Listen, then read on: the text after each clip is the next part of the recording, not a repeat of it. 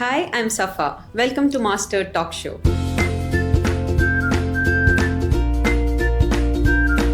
ഇന്ന് നമ്മളെ കൂടെ ഗസ്റ്റ് ആയിട്ട് വന്നിരിക്കുന്നത് മാസ്റ്ററിന്റെ തന്നെ ഫൗണ്ടറായ ഫർഹാൻ സർ ആണ്. Welcome sir. Master skill academy തുടങ്ങിയ ഒരു ഇൻട്രോ ഒന്ന് പറയാമോ? കഴിഞ്ഞ 10 വർഷമായിട്ട് ഞാൻ കോർപ്പറേറ്റ് ട്രെയിനിങ് മേഖലയിലുണ്ട്. ഹെൽത്ത് കെയർ, IT, റീറ്റെയിൽ പോലെയുള്ള മേഖലയിൽ ഞാൻ ട്രെയിനിങ് കൊടുത്തിട്ടുണ്ട്. അപ്പോൾ ഇങ്ങനെ ട്രെയിനിങ് കൊടുക്കാൻ പോകുന്ന സമയത്ത് ഞാൻ മെയിനായിട്ട് ഐഡന്റിഫൈ ചെയ്തൊരു കാര്യം എന്താണെന്ന് വെച്ചാൽ, ചില കുട്ടികൾക്ക് നല്ല ടെക് സ്കിൽ ഉണ്ടാവും, പക്ഷേ അവർക്ക് കമ്മ്യൂണിക്കേഷൻ സ്കിൽ ഉണ്ടാവില്ല. ചില കുട്ടികൾക്ക് കമ്മ്യൂണിക്കേഷൻ സ്കിൽ ഉണ്ടാവും, പക്ഷേ അവർക്ക് ടെക് സ്കിൽ ഉണ്ടാവില്ല. ചില ആൾക്കാർക്ക് ഇത് രണ്ടും ഉണ്ടാവില്ല. അപ്പോൾ ഇങ്ങനെയുള്ള സമയങ്ങളിൽ ഇപ്പോൾ അവർ ഫ്രഷേഴ്സ് ആയിട്ടൊക്കെ ഓൺബോർഡ് ആയ സമയത്ത് കമ്പനിക്ക് ശരിക്കും നല്ല സ്ട്രഗിളാണ് അവരെ മെയിൻറ്റെയിൻ ചെയ്തു, അവരെ ട്രെയിൻ ചെയ്തൊക്കെ എത്തിക്കാൻ. ഇതുപോലെ തന്നെ കുട്ടികളെ ഒരു ഗ്രോത്തിലേക്ക് ചിന്തിച്ച് കഴിഞ്ഞാലും അവർ ആകെ കൺഫ്യൂസ്ഡ് ആയിപ്പോകും. അതായത് ഈ ഒരു കരിയർ എനിക്ക് ചേർന്നതെല്ലാം തുടക്കത്തിലേ തോന്നും. അപ്പോൾ അത് ഒഴിവാക്കാൻ വേണ്ടിയിട്ട് ഒരു അഡ്മിനിസ്ട്രേഷൻ മേഖലയിലേക്ക് തുടക്കത്തിൽ ആവശ്യമായ സ്കിൽസ് എല്ലാം ചേർത്തുകൊണ്ടുള്ള ഒരു പ്രോഗ്രാം ആയിട്ടാണ് ഞാൻ മാസ്റ്റേർഡ് സ്കിൽ അക്കാഡമി തുടങ്ങിയിട്ടുള്ളത്. നമ്മളിവിടെ ഇപ്പം മെയിൻലി കൊടുക്കുന്ന കോഴ്സസ് എന്ന് പറയുന്നത് ഒന്ന് ഹെൽത്ത് കെയർ അഡ്മിനിസ്ട്രേഷൻ ആണ്, അല്ലെങ്കിൽ ഹോസ്പിറ്റൽ അഡ്മിനിസ്ട്രേഷൻ എന്നൊക്കെ പറയാം. അതുപോലെ തന്നെ മറ്റൊരു course HR and corporate administration ആണ്. അതുപോലെ ബിസിനസ് അഡ്മിനിസ്ട്രേഷന്റെ പ്രോഗ്രാമും ഉണ്ട്. മാസ്റ്റേർഡ് സ്കിൽ അക്കാഡമി തുടങ്ങാനുള്ള നിങ്ങളുടെ ഇൻസ്പിറേഷൻ എന്തായിരുന്നു? മാസ്റ്റേർഡ് സ്കിൽ അക്കാഡമി തുടങ്ങാനുള്ള പ്രധാനപ്പെട്ട ഇൻസ്പിറേഷൻ എന്ന് പറഞ്ഞാൽ, കേരളത്തിലെ സ്കിൽ എഡ്യൂക്കേഷൻ എന്ന് പറഞ്ഞാൽ അത്യാവശ്യം നല്ല എക്സ്പെൻസീവ് ആണ്. പിന്നെ ഒരു എക്സ്പെൻസ് കുറഞ്ഞൊരു കോഴ്സ് നോക്കുകയാണെങ്കിൽ ഇപ്പോൾ ക്വാളിറ്റി ഓഫ് ട്രെയിനിങ് ഉണ്ടാവില്ല. അപ്പോൾ ക്വാളിറ്റി ഓഫ് ട്രെയിനിങ് നിലനിർത്തിക്കൊണ്ട് അഫോർഡബിൾ ആയ രീതിയിൽ ആളുകളിലേക്ക് ഈ ഒരു കോഴ്സ് എത്തിക്കണം, അല്ലെങ്കിൽ സ്കിൽ എഡ്യൂക്കേഷൻ എത്തിക്കണം എന്നുള്ള യുക്തിപ്പുറത്താണ് മാസ്റ്റേർഡ് സ്കിൽ അക്കാഡമി സ്റ്റാർട്ട് ചെയ്തത്. കോഴിക്കോട്ട് വിദ്യാഭ്യാസ രംഗത്ത് നിങ്ങൾ കണ്ടിരുന്ന ഗ്യാപ്പ് എന്തായിരുന്നു? കോഴിക്കോട് എന്നല്ല, കേരളത്തിൽ എവിടെ പോയാലും ഈ ഒരു സ്കിൽ ഗ്യാപ്പ് ശരിക്കും ഉണ്ട്. കാരണം ഈ ഗ്രാജുവേഷൻ കഴിഞ്ഞ ആളുകളാണ് പലപ്പോഴും അഡ്മിനിസ്ട്രേഷൻ ജോബിലേക്ക് ഫ്രഷേഴ്സ് ആയിട്ട് വരിക. അപ്പോൾ ഇവർക്ക് ഉണ്ടാവുന്ന ഒരു പ്രശ്നം എന്താ വെച്ചാൽ, ഇവർക്ക് IT എക്സ്പോഷർ ഉണ്ടാവില്ല, അല്ലെങ്കിൽ കമ്മ്യൂണിക്കേഷൻ സ്കില്ല് കാര്യങ്ങളിൽ പ്രശ്നമായിരിക്കും, ടൈം മാനേജ്മെന്റ് ഉണ്ടാവില്ല, അല്ലെങ്കിൽ മൾട്ടിപ്പിൾ ആയിട്ടുള്ള ടാസ്കുകൾ വന്നാൽ ആകെ പ്രതിസന്ധിയിലാവുന്ന ഒരു സിറ്റുവേഷൻ ഉണ്ട്. അപ്പോൾ അതാണ് ഞാൻ ഐഡന്റിഫൈ ചെയ്തൊരു ഗ്യാപ്പ്. അത് മാത്രമല്ല, ഒരുപാടുണ്ട്, പക്ഷെ നമുക്ക് കമ്മിങ് ടൈമിൽ പറയാം.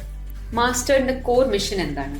മാസ്റ്ററിന്റെ മിഷൻ എന്ന് പറഞ്ഞാൽ പരമാവധി ആളുകളെ സ്കിൽ എഡ്യൂക്കേഷനിലേക്ക് കൊണ്ടുവരാം, അഫോർഡബിൾ ആയിട്ടുള്ള രീതിയിൽ അവർക്ക് ട്രെയിനിങ് കൊടുക്കുക, അതുപോലെ തന്നെ ക്വാളിറ്റിയിൽ ഒരു കോംപ്രമൈസും ഇല്ലാണ്ട് പരമാവധി അവരെ എത്തിക്കാൻ പറ്റുന്ന ലെവലിലേക്ക് എത്തിച്ചു കൊണ്ടുവരാം. ഇതാണ് നമ്മളൊരു കോർ മിഷൻ എന്ന് പറയുന്നത്. 2030 ആകുമ്പോഴേക്ക് ഒരു 20,000 കുട്ടികളെ സ്കിൽ മേഖലയിലേക്ക് ട്രെയിൻ ചെയ്ത് ഇറക്കണം എന്നാണ് ഞങ്ങൾ ആഗ്രഹിക്കുന്നത്. ഇപ്പം തന്നെ നമ്മൾ തുടങ്ങിയിട്ട് 1 ഇയർ ആയിട്ടുള്ളൂ. 1 ഇയറിനുള്ളിൽ തന്നെ 800ഓളം കുട്ടികളെ നമുക്ക് സ്കിൽ മേഖലയിലേക്ക് കൊണ്ടുവരാനും ട്രെയിൻ ചെയ്യാനും പറ്റി. അതിൽ നല്ലൊരു ശതമാനം കുട്ടികൾ ഇന്ന് പ്ലേസ്ഡ് ആണ്. ഫുൾഫില്ലിംഗ് ഇൻഡസ്ട്രി നീഡ്സ് എന്ന ഫിലോസഫി എങ്ങനെയാണ് നിങ്ങളെ കരിക്കുലമിൽ പ്രാവർത്തികമാവുന്നത്? നമ്മൾ ഈ ഒരു കോഴ്സ് ഇൻഡസ്ട്രി നീഡ് ഫുൾഫിൽ ചെയ്യണം എങ്ങനെയാണെന്ന് വെച്ച് കഴിഞ്ഞാൽ, ഒരു ഇൻഡസ്ട്രിയിൽ എങ്ങനെയാണ് കാര്യങ്ങൾ നടക്കുന്നത് കൃത്യമായിട്ട് ഒരു പ്രാക്ടിക്കൽ സെഷനിലൂടെയാണ് നമ്മൾ ട്രെയിനിങ് ഓഫർ ചെയ്യുന്നത്. ഇപ്പം സഫ നമ്മുടെ ഈ ഒരു കോഴ്സിൽ ജോയിൻ ചെയ്യുകയാണെങ്കിൽ, സഫ HR ആണ് പഠിക്കണമെങ്കിൽ സഫക്ക് ഒരു കമ്പനി നമ്മൾ ക്രിയേറ്റ് ചെയ്ത് തരും. ആ കമ്പനിയിലേക്കുള്ള ഹയറിങ്ങിന്റെ കാര്യങ്ങൾ വെച്ചിട്ടാണ് HR പഠിപ്പിക്കുക. ഹയറിംഗ് മാത്രമല്ല, എല്ലാ പ്രോസസ്സും. ആ കമ്പനിയിലേക്കുള്ള പ്രൊഡക്റ്റോ അല്ലെങ്കിൽ നിങ്ങളെ സർവീസോ മാർക്കറ്റ് ചെയ്തുകൊണ്ടായിരിക്കും നിങ്ങൾ മാർക്കറ്റിംഗ് പഠിക്കുക. അപ്പോൾ ആ സമയത്ത് നിങ്ങൾ നേരിടാൻ പോകുന്ന പ്രതിസന്ധികൾ കാര്യങ്ങളൊക്കെ ശരിക്കും മനസ്സിലാക്കിക്കൊണ്ടാണ് പഠിക്കുക. മറിച്ച് ഒരു തിയറിറ്റിക്കൽ ക്ലാസ് എടുക്കുന്നു, ഇന്ന ഹയറിംഗ് എന്ന് പറഞ്ഞാൽ ഇന്നതാണ്, HR ഹയറിംഗ് എന്ന് പറഞ്ഞാൽ ഇന്ന പരിപാടികളാണ്, അല്ലെങ്കിൽ ഇന്ന സാധനം എന്ന് പറഞ്ഞാൽ ഇന്നതാണെന്ന് പറഞ്ഞാൽ ചിലപ്പോൾ നിങ്ങൾ എന്ത് ചെയ്യും, മറക്കും. പക്ഷെ കാര്യങ്ങൾ പ്രാക്ടിക്കലി പഠിക്കുകയാണെങ്കിൽ എന്ത് ചെയ്യും, അതായത് നിങ്ങളെ തന്നെ ഒരു പ്രശ്നമായിട്ട് അത് പഠിക്കുകയാണെങ്കിൽ ഡെഫിനറ്റ് ആയിട്ട് നിങ്ങൾ എന്ത് ചെയ്യും, അത് മറക്കാതെ ശരിക്കും കാര്യങ്ങൾ പഠിക്കും. HR, corporate administration, business administration, hospital administration എന്നീ കോഴ്സുകൾ തിരഞ്ഞെടുക്കാനുള്ള കാരണം എന്താണ്? നമ്മുടെ കോഴിക്കോട് അല്ലെങ്കിൽ മലബാർ ജോബ് മാർക്കറ്റ് നോക്കുകയാണെങ്കിൽ ഏറ്റവും കൂടുതലായിട്ട് കാണാൻ പറ്റുന്നത് ഹെൽത്ത് കെയർ ആണ്. അതുകൊണ്ടാണ് ഹോസ്പിറ്റൽ അഡ്മിനിസ്ട്രേഷൻ എന്നുള്ള കോഴ്സ് നമ്മൾ ഒന്ന് തിരഞ്ഞെടുത്തത്. 2 HR, കോർപ്പറേറ്റ് അഡ്മിനിസ്ട്രേഷന്, ബിസിനസ് അഡ്മിനിസ്ട്രേഷനൊക്കെ കൊണ്ടുവരാനുള്ള കാരണം വെച്ചാൽ, നമ്മളെ കോഴിക്കോടിലെ മലബാർ ഏരിയ എന്ന് പറയുന്നത് MSME കമ്പനീസിന്റെ ഒരു മെയിൻ റീജിയൻ ആണ്. സോ ഇത്തരം MSME കമ്പനീസിൽ എപ്പോഴും റിക്വയർമെന്റ്സ് ഉണ്ട്, ഫുൾഫിൽ ചെയ്യാൻ പറ്റാത്ത റിക്വയർമെന്റ്സ്. അപ്പോൾ അവിടേക്കൊക്കെ സ്കിൽഡ് ആയിട്ടുള്ള ആളുകളെ എത്തിക്കണം എന്നുള്ള ലോജിക്കിന്റെ പുറത്താണ് ഇത്തരം കോഴ്സസ്, ഈ ഒരു അഡ്മിനിസ്ട്രേഷന്റെ ഒരു പാറ്റേണിലുള്ള കോഴ്സസ് നമ്മൾ തിരഞ്ഞെടുത്തത്. IT സ്കിൽസും ഇംഗ്ലീഷ് കമ്മ്യൂണിക്കേഷൻ സ്കിൽസും എല്ലാ കോഴ്സസിലും ഇൻക്ലൂഡ് ചെയ്യാനുള്ള കാരണം എന്താണ്? സിമ്പിളാണ്. എല്ലാ മേഖലയിലും, ഈവൻ എല്ലാ കോഴ്സ് എന്ന് പറയുമ്പോൾ എല്ലാ ജോബിനും ശരിക്കും IT സ്കില്ലും ഇംഗ്ലീഷ് കമ്മ്യൂണിക്കേഷൻ സ്കില്ലും ആവശ്യമാണ്. ഇപ്പം നിങ്ങൾ HR ജോബ് ചെയ്യണമെങ്കിൽ ഡെഫിനറ്റ്ലി നിങ്ങൾക്ക് അവിടെ ഒരുപാട് കാര്യങ്ങൾ കമ്പ്യൂട്ടറിൽ ചെയ്യാനുണ്ട്, അല്ലെങ്കിൽ IT മേഖലയിൽ ചെയ്യാനുണ്ട്, AI സ്കിൽസ് ഉപയോഗിക്കേണ്ടതായിട്ട് വരുന്നുണ്ട്. അതുപോലെ തന്നെ ഹോസ്പിറ്റൽ മേഖലയിലാണെങ്കിലും കംപ്ലീറ്റ്ലി സോഫ്റ്റ്വെയർ ബേസ്ഡ് ആയിട്ടാണ് ഹോസ്പിറ്റൽസ് ഒക്കെ പ്രവർത്തിക്കുന്നത്. അതുകൊണ്ടാണ് IT കൊണ്ടുവരുന്നത്.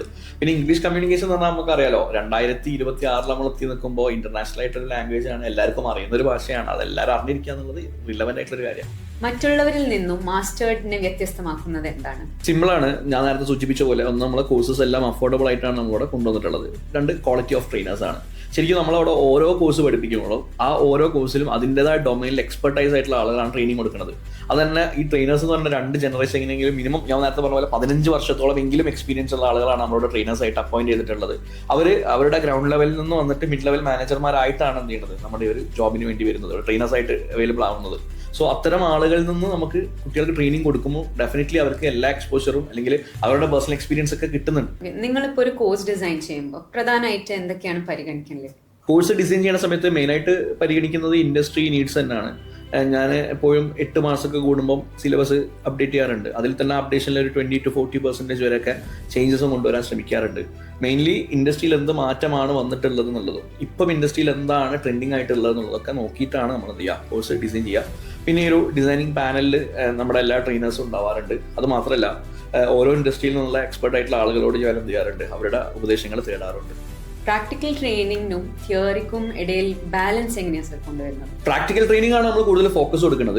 തിയറട്ടിക്കൽ സൈഡ് ഇല്ല എന്നല്ല പറയണത്. ഇപ്പം റിക്രൂട്ട്മെന്റിന്റെ ഒരു പ്രോസസ്സാണ് ഒരു ട്രെയിനർ കുട്ടികളെ പഠിപ്പിക്കണമെങ്കിൽ എങ്ങനെയാണ് റിക്രൂട്ട്മെന്റിന്റെ കാര്യങ്ങൾ എന്നുള്ളത് കൃത്യമായിട്ട് നമ്മൾ ഒരു തിയറട്ടിക്കൽ ലെവലിൽ പറഞ്ഞു കൊടുക്കും.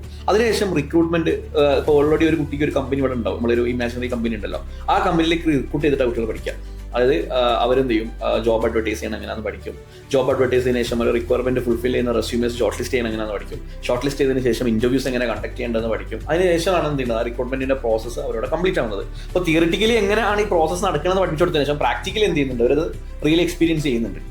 പ്ലേസ്മെന്റും ജോബ് സപ്പോർട്ടും എങ്ങനെയാണ് നിങ്ങൾ കൈകാര്യം ചെയ്യുന്നത്? പ്ലേസ്മെന്റിന്റെ കേസിലേക്ക് വന്നു കഴിഞ്ഞാൽ 85% അറ്റൻഡൻസ് ഉള്ള എല്ലാവർക്കും നമ്മൾ ജോബ് അഷുറൻസ് ചെയ്യുന്നുണ്ട്.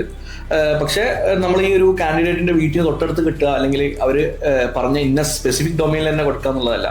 മറിച്ച് നമ്മൾ പഠിപ്പിക്കുന്ന ഏതെങ്കിലും ഒരു ഡൊമൈനിൽ അവർക്ക് അലൈൻഡ് ആവുന്ന അവരുടെ സ്കില്ലിനും അതുപോലെ തന്നെ അവരുടെ ആ ഒരു റിക്വയർമെന്റിനൊക്കെ അലൈൻ ആവുന്ന രീതിയിലുള്ള ഒരു ജോബും അതുപോലെ തന്നെ അവരുടെ വീടിന് 20 കിലോമീറ്റേഴ്സിനുള്ളിലായിട്ടാണ് നമ്മൾ ജോബ് അഷ്യൂർ ചെയ്യുന്നത്. പക്ഷേ 85% അറ്റൻഡൻസ് ഉണ്ടാവുന്നുണ്ട്.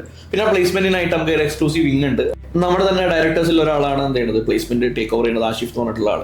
സോ പുള്ളിക്ക് ഒരു ടീമുണ്ട്.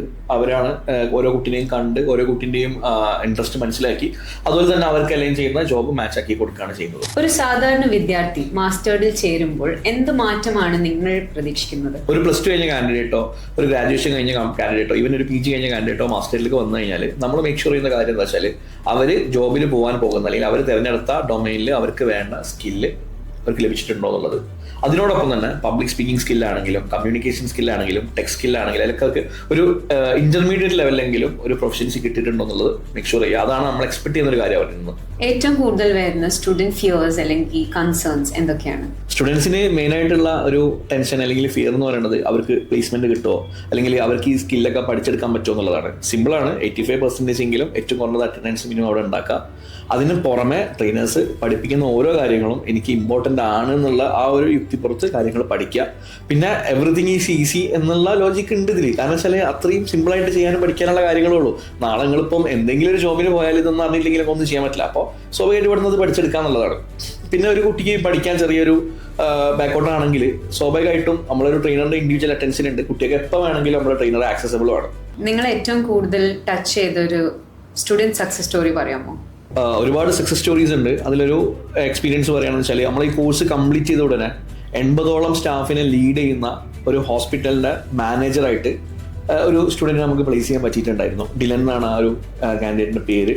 അതൊരു സക്സസ് സ്റ്റോറിയാണ്. അങ്ങനത്തെ ഒരുപാട് കേസസ് ഉണ്ട്. എനിക്ക് തോന്നുന്നു ഫസ്റ്റ് ബാച്ച് എക്സാമ്പിൾ ആയിട്ട് പറയുകയാണെങ്കിൽ ദേവിക എന്ന് പറഞ്ഞ കാൻഡിഡേറ്റ് ഉണ്ട്. അവരിപ്പം 35,000+ മന്തിൽ ഏൺ ചെയ്യുന്നുണ്ട്. അതുപോലെ തന്നെ ഹൈഫ, ഒരുപാട് സക്സസ് സ്റ്റോറീസ് നമുക്ക് പറയേണ്ടതായിട്ടുണ്ട്. പിന്നെ ഇന്റർനാഷണലി പോയ കുട്ടികളുണ്ട്, ഗൾഫിലൊക്കെ ജോലി ചെയ്യുന്ന കുട്ടികളുണ്ട്, ഗൾഫിൽ ആസ്റ്ററിൽ ജോലി ചെയ്യുന്ന കുട്ടികളുണ്ട്. അങ്ങനെ പല രീതിയിലുള്ള സക്സസ് സ്റ്റോറീസ് ശരിക്കും നമ്മൾ റിയൽ ലൈഫിൽ എക്സ്പീരിയൻസ് ചെയ്തിട്ടുണ്ട്. എൻ്റെ ഒരു 12,000+ സ്റ്റുഡൻസ് ആൻഡ് പ്രൊഫഷണൽസിനെ ട്രെയിൻ ചെയ്ത ഒരു എക്സ്പീരിയൻസിൽ ഒരുപാട് സക്സസ് സ്റ്റോറീസ് ഉണ്ട്. പല ഹോസ്പിറ്റൽസിലും മാനേജേഴ്സ് ആയിട്ടും അതുപോലെ തന്നെ മിഡ് ലെവൽ മാനേജേഴ്സ് ആയിട്ടൊക്കെ പലരുണ്ട്. അടുത്ത 5 വർഷത്തിനുള്ളിൽ മാസ്റ്റേർഡ് എവിടെ എത്തണമെന്നാണ് നിങ്ങൾ ആഗ്രഹം? ഇൻ 5 years ഒരു 20,000 കുട്ടികളെങ്കിലും ജോബ് മാർക്കറ്റിലേക്ക് കൊണ്ടുവരിക, സ്കിൽ എഡ്യൂക്കേഷൻ പ്രൊവൈഡ് ചെയ്യുക എന്നുള്ള ലോജിക്കിന്റെ പുറത്താണ് നമ്മളിപ്പം ആക്റ്റീവ്ലി പണിയെടുത്തുകൊണ്ടിരിക്കുന്നത്. അപ്പോൾ ഞാൻ നേരത്തെ സൂചിപ്പിച്ച 800 കുട്ടികൾ ഇപ്പം തന്നെ ആയിട്ടുണ്ട്. പിന്നെ മറ്റൊരു പ്രധാനപ്പെട്ട കാര്യം എന്ന് പറഞ്ഞു കഴിഞ്ഞാൽ ഇപ്പം ഓൾറെഡി ജോബിലൊക്കെ ഉള്ള കുട്ടികൾ ഒരു 5 years ആകുമ്പോഴേക്കും ഒരു ടോപ്പ് ലെവൽ മാനേജറിലേക്കൊക്കെ എത്തിക്കാൻ പാകത്തിൽ അവർക്കും അപ്പ് സ്കില്ലൊക്കെ കൊടുക്കണമെന്ന് ഞങ്ങൾ എന്ത് ചെയ്യുന്നുണ്ട്, ഒരു പ്ലാൻ ഇങ്ങനെ സെറ്റ് ചെയ്ത് വെച്ചിട്ടുണ്ട്. AI ടെക്നോളജി തുടങ്ങിയ മാറ്റങ്ങൾ മാസ്റ്റേർഡിന്റെ കോഴ്സസിന്റെ ഭാവിയെ എങ്ങനെ സ്വാധീനിക്കും? ഓക്കെ, ഈ കോഴ്സിൽ തന്നെ AI ടെക്നോളജിയും കൊണ്ടുവന്നു കഴിഞ്ഞാൽ അതിനെ കാര്യമായി ബാധിക്കാനൊന്നുമില്ല. ഇപ്പൊ ട്രഡീഷണൽ വേ ഓഫ് ലേണിംഗിൽ നിന്ന് മാറി റിയൽ വേൾഡിൽ ഇപ്പം മാർക്കറ്റ് ഡിമാൻഡ് ചെയ്യുന്ന കാര്യങ്ങൾ ടെക്നോളജിയും അല്ലെങ്കിൽ AI ഒക്കെ ഉപയോഗപ്പെടുത്തിക്കൊണ്ട് ഈ കോഴ്സിൽ എല്ലാം ചെയ്താൽ ഈ പ്രശ്നങ്ങളൊന്നും ഇല്ല ശരിക്കും വന്നാൽ. ഇപ്പം ഞാൻ നേരത്തെ സൂചിപ്പിച്ചു HR ഉള്ള പല പ്രോസസ്സും. ഇപ്പം പണ്ടൊക്കെ പോസ്റ്റർ ഡിസൈൻ ചെയ്യണമെങ്കിൽ HR സ്റ്റാഫ് ഗ്രാഫിക് ഡിസൈനറോട് അല്ലെങ്കിൽ മാർക്കറ്റിങ്ങിനോട് ചോദിച്ച് പിന്നാലെ നടക്കണേനും. പക്ഷെ എന്നാൽ അതിന്റെ ആവശ്യമില്ല. റിക്വയർമെന്റ് എന്താണെന്ന് GPT അടിച്ചു കൊടുത്താൽ കറക്റ്റ് പോസ്റ്റർ വരും. പക്ഷെ അത് ഉണ്ടാക്കാൻ പഠിക്കണമെങ്കിൽ ടെക്നോളജിയിലൂടെ ആരെന്താണോ കുട്ടി എക്സ്പോഷർ ഉണ്ടാവണം എന്നുള്ള ലോജിക്കാണ്. അപ്പോൾ അത് അലൈൻ ചെയ്തുകൊണ്ട് തന്നെയാണ് നമ്മളെല്ലാ സിലബസും ഡിസൈൻ ചെയ്തത്. ഞാൻ നേരത്തെ സൂചിപ്പിച്ചു 8 മാസം കൂടുമ്പോൾ നമ്മൾ എന്ത് ചെയ്യുന്നുണ്ട്, സിലബസ് അപ്ഡേറ്റ് ചെയ്യുന്നുണ്ട്. അതിൽ തന്നെ 20 to 40% സിലബസിൽ ചേഞ്ച് കൊണ്ടിരുന്നുണ്ട് നമ്മൾ. ഇതുപോലത്തെ വീഡിയോസ് ഇനിയും നമ്മളെ മാസ്റ്റർ ടോക്ക് ഷോയിൽ ഉണ്ടാവും. അപ്പം സ്റ്റേ ട്യൂൺ.